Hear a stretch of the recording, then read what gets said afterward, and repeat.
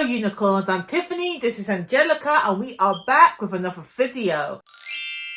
So in this video, I'm gonna go and run through some amazing fantasy books written by Black authors.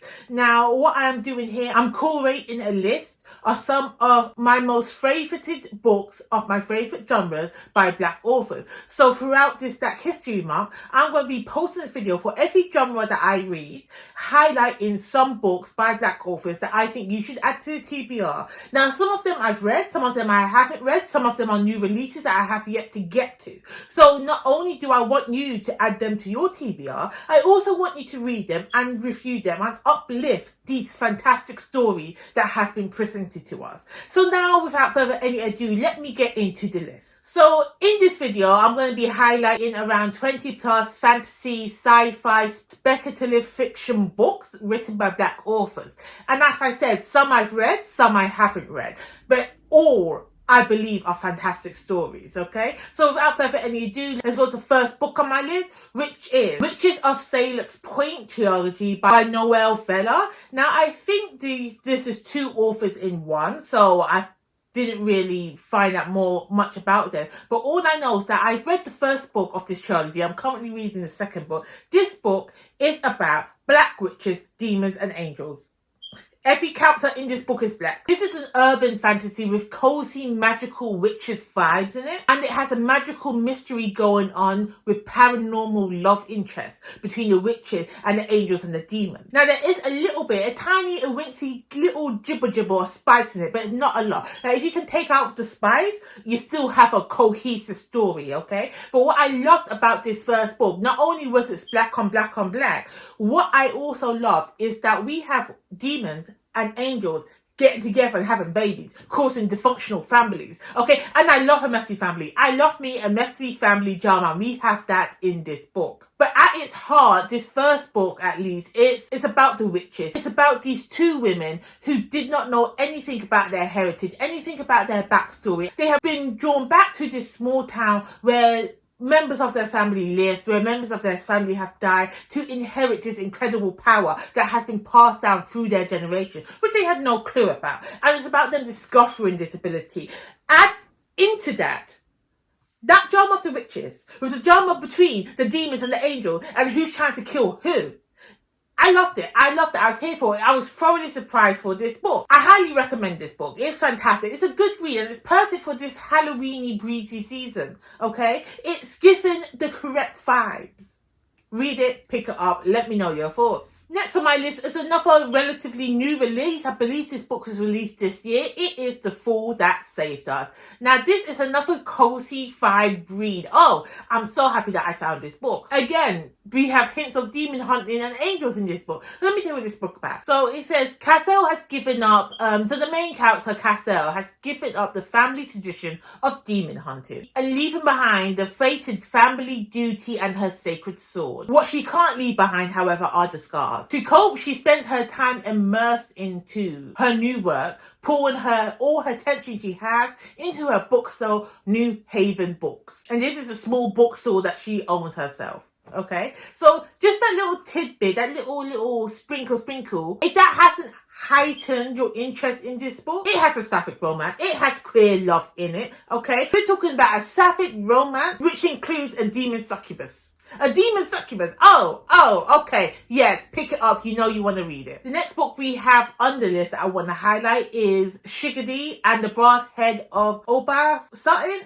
I can't pronounce the last name, sorry. This was a gem of the fine. I didn't hear anyone talking about this book. I don't know when it was published. I think it's a recent release. It must have released either this year or the tail end of last year. I'm not sure. Haven't heard no one speak about this book. So when I found this book available at my library to loan out, immediately I read it. This is a mythology. This is Orishan Nigerian mythology, okay? So what this book follows, these books follow a breakaway god, a god of nightmares. As he is in London, he's living his life. He's no longer doing his godly duties. He's like a freelancer in the god's universe, and he teams up with a succubus. Now, the way that the gods and the mythology in this book work, I'm not sure if this is actually Orisha mythology. But in this book, the gods have hierarchy. They have other gods that they need to answer to. So our main nightmare god has to answer to Shango and the other gods, and they have a task for him. They say, since you're in London, why don't you go to the British Museum and steal back our artifacts?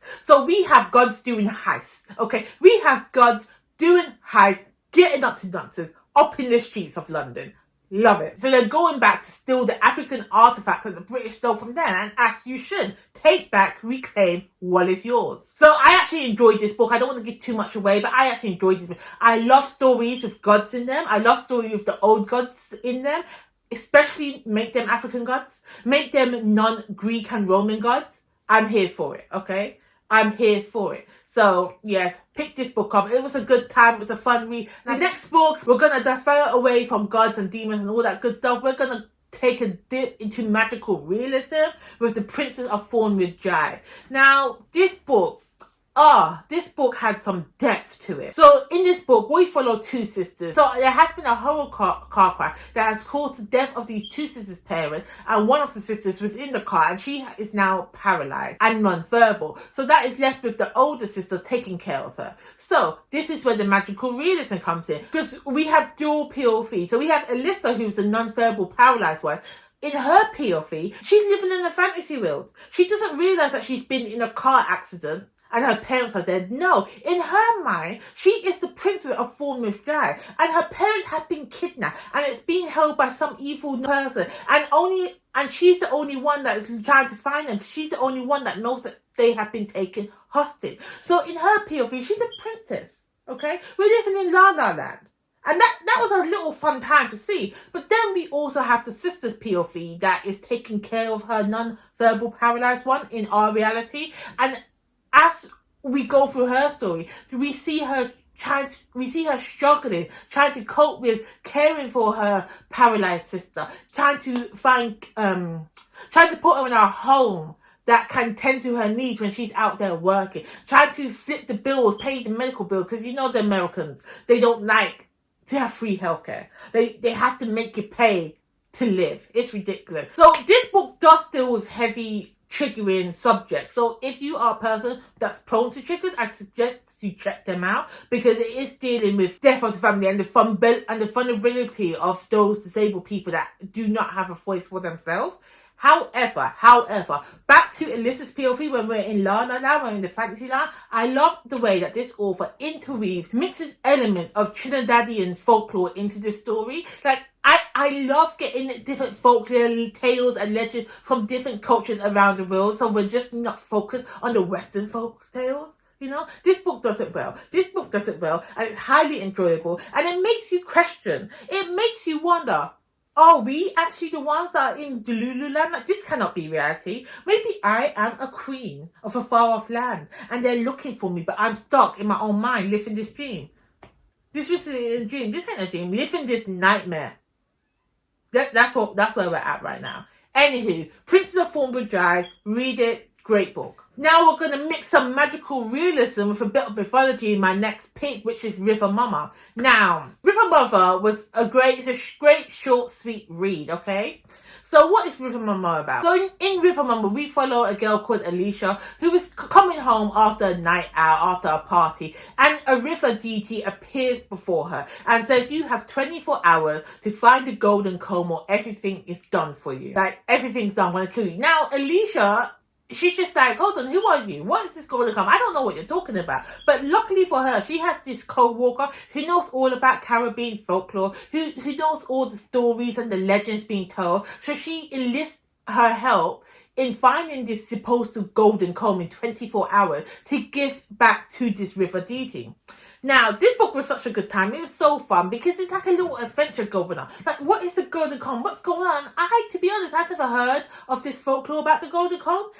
And reading this book made me do a whole deep dive into Caribbean mythology because it was a good story. And it was so clear reading this book that the author wrote this book for the culture. She wrote this book for the West Indians. She wrote them for the West Indian people still in the Caribbean and for those that have immigrated abroad. I had a good time reading this. She was keeping that culture alive. So making me want to pick up her other book, which is Frying Planting. Now, I don't know what it's about, but it's called Frying Planting. And if you know me, you know I love my food and I love me some plantain, so I'm going to read it. And hopefully she brings alive the sizzle in the pan when you drop the plantain in.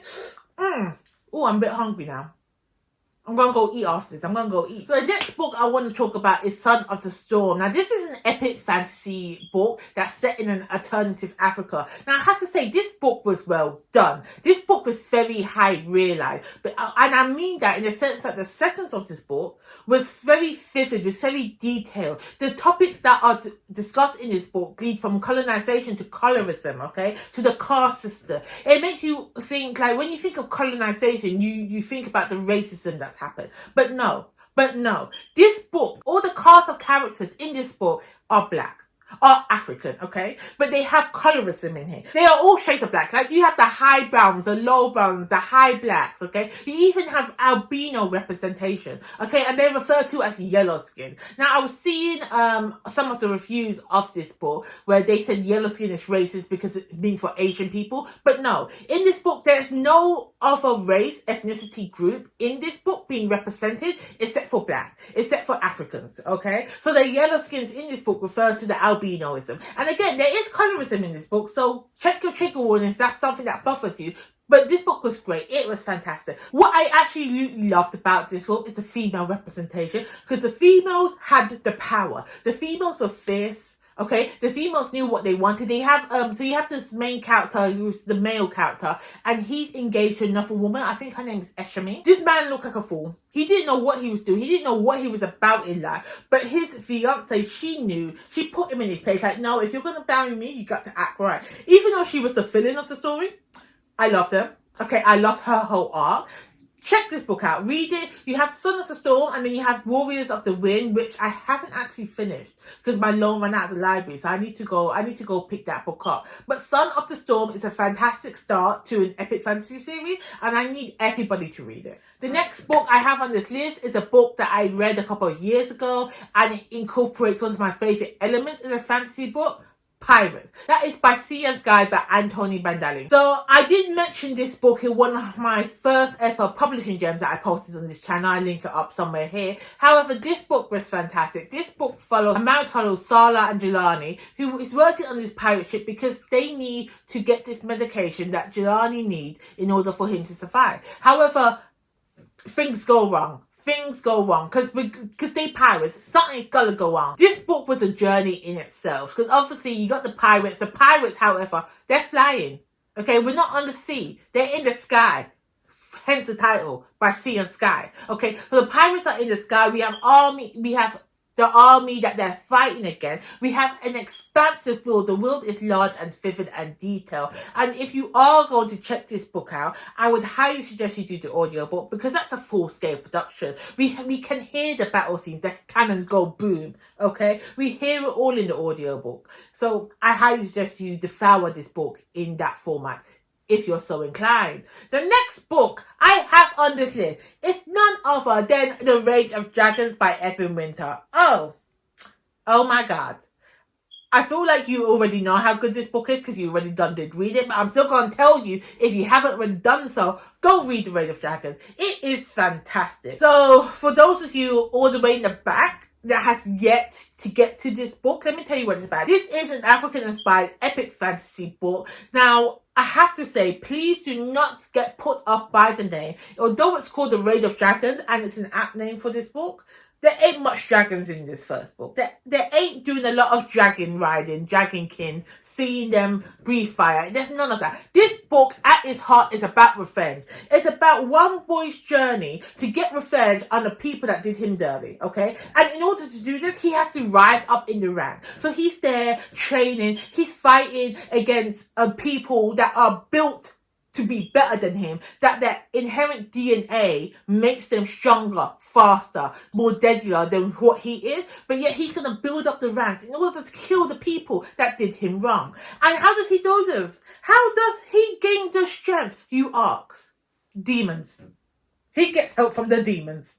But I don't want to give too much away, but this book is absolutely fantastic. The second book in the series, The Fires of Vengeance, brilliant.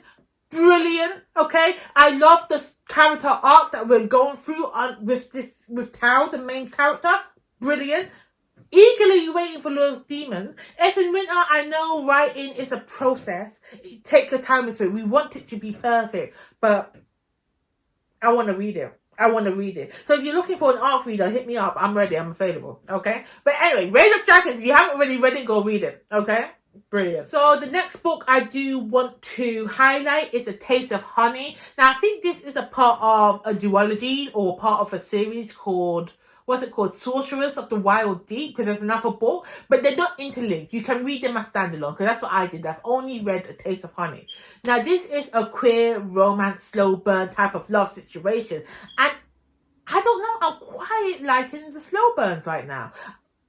It never used to be my jam. It never used to be my jam, but I'm getting back into it. So what is A Taste of Honey about? So this is a novella. It's very short. It's short and sweet, and it's told in a non-linear format. So we're getting a story of star-crossed lovers, okay? People on opposite sides that are falling in love with each other, and it's told non-linearly, like not in chronological order. So you're having to piece together the events that took place, at how they met. And considering that this book is really short, it is a novella. There is a lot of information packed in. And did I mention the queer romance? Yeah, that's the main reason I picked up the book, for the queer romance, and it was great. It was, again, as I said, slow burn. Pacing was fantastic. Once you got to part 2 and everything started to come together, it was short, sweet. You can just eat it up. You can finish it in one sitting. It ain't gonna cause you no harm. Go check it out. And if you like this book, I will suggest you pick up Sorcerers of the Wildeeps, because they are part of the same world. I haven't read the other book yet, but if you like it, why not read them both? You know what I mean? I got another novella to highlight here. This is The Lies of the Angel. This is a part fantasy fable. This is part coming of age story. It was short, it was sweet, it packed a punch. So this book follows a boy on his journey to bring water back to his city in order to save his mother. However, along the way on this journey, he becomes a man and realizes this journey is going to take a lot more out of him than what he bargained for. Now, I'm not going to tell you too much about it, because I said it's a short novella. It's like around 80 pages, but there's so much packed into these 80 pages that you will not regret picking this book up. So go give it a try. And I believe there are other books in this novella, this series. I think there's 2 or 3 out at the moment. I can't remember their name. But if they're anything like this first book, I would suggest picking up 2, because this is part fantasy, as I said, part folklore tales. Love it. Read it, ate it up. The next book I do want to highlight is The Master of Jinn by P. Deli Clark. Oh, this book was so good. This book was so good. I'm very upset at myself that it took me so long to read this book, because I keep hearing about P.D. Deli Clark, and I said, I'm going to read him. I never picked him up. Okay, so I picked up A Master of Jinn. It surprised me. I picked up A Master of Jinn. Now I have to go back and read The Battle Gun Charms and The Haunting of Chamkar. He got other little mini novellas that are part of the same universe of this book. But anyway, we're not here to talk about that. We're here to talk about The Master of Jinn. Let me tell you what this book's about. So this book is set in an alternative early 20th century Egypt, where we have got murder, we've got a mystery, we've got magic, we've got mayhem, okay? So we are following an investigator, as they investigate a murder. Self-explanatory. Anywho, what I can say about this book, it's not an action-packed fantasy. Considering the thickness of this book and this whole alternative Egypt, and I can see they could do so much with the world building and the fact that they have genie involved, it is not an action-packed fantasy. The majority of the storyline revolves around the investigation and the character development. However, the last quarter of this book was so climatic, was so impactful. It just made up for the slow burning slow burning investigation aspect that we get from the beginning without all the fancy elements that I'm used to. It was still good. It was still worth a read. And I love the fact how they incorporated magic and technology together and made them interweave. This book is worth the read, and it just makes you want to read more by P.D. Deli Clark, because I had a good time with this. The next book is something a bit different, okay? It's a bit of a horror fantasy, and that's none other than The Year of the Witching by Alexis Henderson. Now, this is one of the first books that I read by Alexis, and let me tell you something. This girl can write. She can write a book, okay? So I do like reading books that are based on cults, that have witchy fire, you know, that are based on the occult, okay? Under arcane magic. This book gave me everything I needed with that, and because again, we are in October, Halloween season, okay? Spooky season, Year of the Witching. Fantastic vibes for this time of year. So basically, in this book, we're following the main character. She's just like coming into this occult, this magical lifestyle, her witching ability. And she's just like, no, this ain't for me. I want to get out of here. I don't want to be a part of this. And the more she tries to get out, the more she learns, the more she finds out things about her mother, about this witchy business that she's involved in, the more it draws her deeper into the occult. Now, I don't want to give too much away because, as I said, it is a horror, and the best part of a horror fantasy is that you don't know what's coming at you. You don't know what's going to happen next. I'm not going to tell you what actually happened. All I'm going to tell you is that you should have been done read this book. It's fantastic. So those are the couple fantasy books. Let's move on to some sci-fi recommendations that I have for you. So the first sci-fi book I have on this list is a YA one called The Upper World. Now, I think I own The Upper World somewhere. I own most of these books I'm talking about, but I can't bother to be bringing them down and showing you. Just take the picture. But The Upper World was a great little sci-fi book. Now, let me tell you something about sci-fi. I don't like reading hard sci-fi. I don't like reading sci-fi books because when I read a sci-fi book that has too much jargon in it, it makes me feel stupid. And I'm not stupid, okay? I know how water is made. Ignore that. Shut up. You know what I mean. Anywho, but with this book, they have little descriptions of their scientific equations that go hand in hand with what the characters are talking about. Because what this book is about time travel, okay? I think it's quantum physics. I'm not sure. I just hear that's what they talk about in the Big Bang. Anyway, this book is about time travel. It's about two teenagers that are meeting outside of time and how they link up, how they combine, what's going on. They're trying to figure it out. Now, when you realize how the time travel works and what the element is, it was great. You know what this book reminds me of? There was, I think, is it Blue Story by Ratman?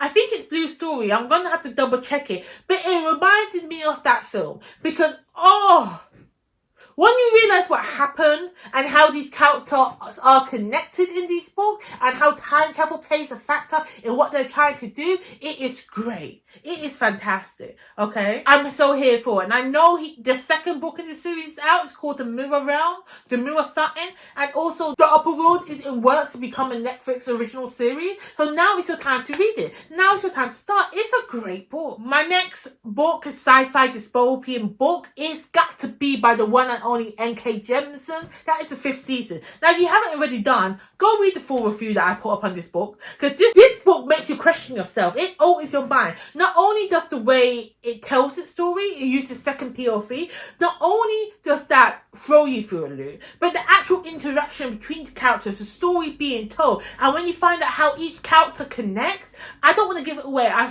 spent a whole good 30-40 minutes talking about this book. Go check out that review. The 5th season though, if you haven't already read the book, I suggest you do. If you've already read the 5th season but haven't continued on with the series, read the series. It is so worth your time. It is so worth your time. The next book I want to put on the list. Now, this book I have not yet finished. I am currently in the middle of reading this book, but as I am making this video, I feel like I need to speak on it because it's turning out to be such a good read, and that is The Best of All Possible Worlds by Karen Lord. So let me tell you what this book is about. So we are following a once proud and reserved alien race who homeland has been devastated by an unprovoked attack. So because of this devastation that we see, this is played out in the beginning of the book, they have to now work with indigenous humanoids of this planet that they are now refugeeing in. And so they are trying to preserve their culture that they once held to such high esteem, but they just find it difficult to adapt to this new environment, this new world that they live in. Now, again, I say this is a sci-fi book, but it's less heavy on the sci-fi and more heavy on the romance and the relationship and the interconnection between the two different species. Okay, so even though we do have a lot of sci-fi talk, because it is a sci-fi, we're in another planet talking about humanoid, alienoid creatures.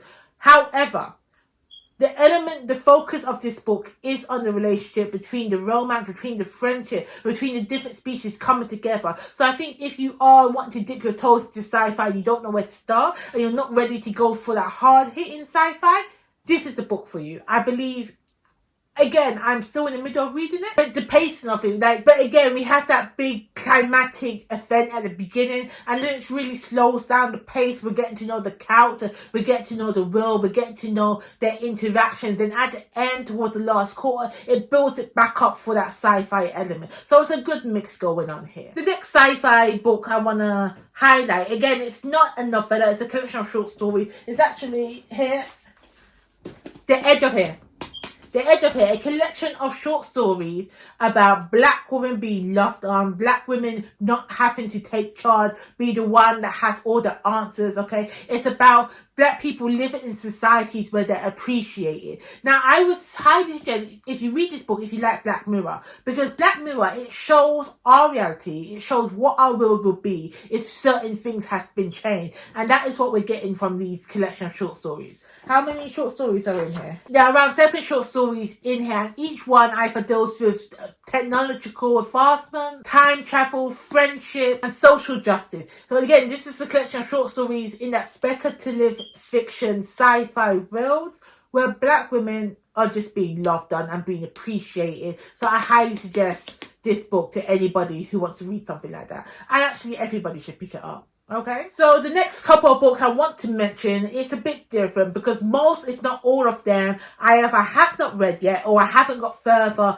along into book to garner enough of an opinion on them. Like I'm over 1 or 2 chapters in, but I do want to highlight, I do want to put them on your radar just in case they pique any of your interest. So the first book, the one that I have not read, is Goliath. Now, Goliath is a sci-fi dystopian world. Now, what the premise of this book is that in a not too distant future, the white and wealthy people have abandoned Earth, okay? Have abandoned Earth and its poisonous climate, left for the lessers, left for the non-wealthy and non-white people, humans, to inhabit, okay? So that's just giving me racism. That's just giving me discrimination. However, this book, I hear, tackles more than that. It tackles gentrification, social issues, climate change. And because it is a sci-fi dystopian world, I believe the people that are left on Earth are the blacks, are the browns, are the Asians. And it's just how we're going to survive and thrive